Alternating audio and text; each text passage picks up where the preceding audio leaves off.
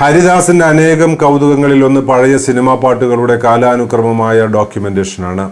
വിവിധാവൃത്തി വേഗമുള്ള പഴയ gramophone റെക്കോർഡുകളും long play റെക്കോർഡുകളും മുതൽ പുതിയ ഡിജിറ്റൽ ഡിസ്കുകൾ വരെ എല്ലാ കാലങ്ങളിലെയും ശബ്ദലേഖന വിദ്യയിലുള്ള ഗാനശേഖരമുണ്ട് ഇദ്ദേഹത്തിൻ്റെ കൈവശം.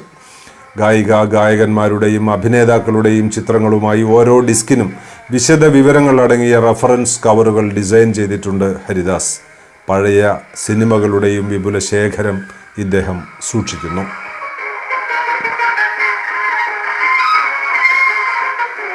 എനിക്ക് ചെറുപ്പത്തിൽ വളരെ കാലത്തൊരു ആഗ്രഹമായിരുന്നു ഇങ്ങനെ ഒരു ഗ്രാംഫോൺ സംഘടിപ്പിക്കണമെന്ന്. അങ്ങനെ ഞാൻ ഒരുപാട് സ്ഥലങ്ങളിൽ പോയി എനിക്ക് വേറൊരു സുഹൃത്തിൻ്റെ കയ്യിൽ നിന്ന് കിട്ടി.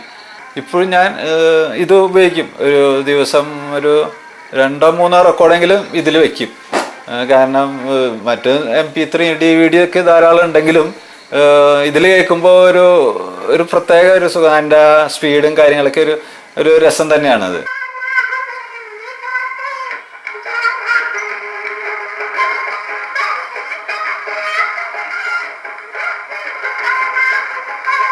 ഇതിപ്പോൾ മലയാളം, ഹിന്ദി, തമിഴ് അങ്ങനെ ഒരുപാട് കളക്ഷൻസ് ഉണ്ട്. ഇതൊക്കെ ഞാൻ ചെയ്ത ഡിസൈനാണത്.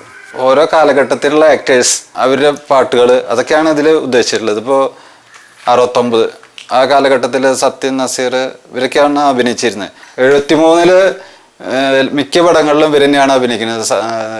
നസീർ, വിജയശ്രീ, ജയഭാരതി, പിന്നെ സത്യനേക്കും പോയി അപ്പോഴേക്കും. ഇപ്പോൾ നമ്മുടെ വർക്ക് ഉണ്ടെങ്കിലും അത് ഒരു ഒഴിവ് ടൈമിൽ ഞാൻ എൻ്റെ ഒരു ആസ്വാദനത്തിന് വേണ്ടി ഉള്ള പാട്ടുകൾ കളക്ഷനും അതിനൊരു കവർ വേണമെന്ന് നിർബന്ധമുണ്ട്.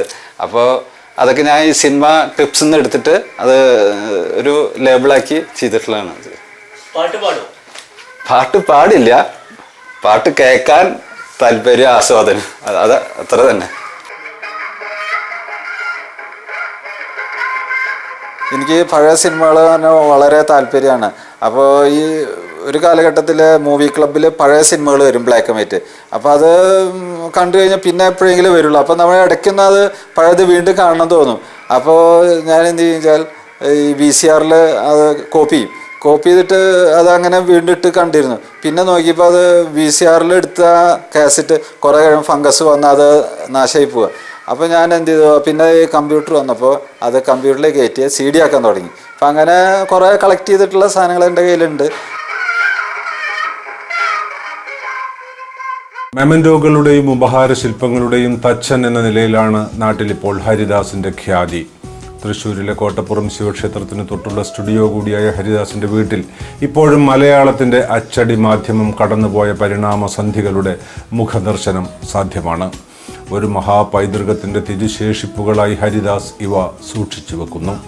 വരാനിരിക്കുന്ന കാലത്തെയും ഉൾക്കൊള്ളാനുള്ള സ്വതശേഷി ഈ പാരമ്പര്യത്തിനുണ്ടെന്ന് ഇദ്ദേഹം വിശ്വസിക്കുകയും ചെയ്യുന്നു.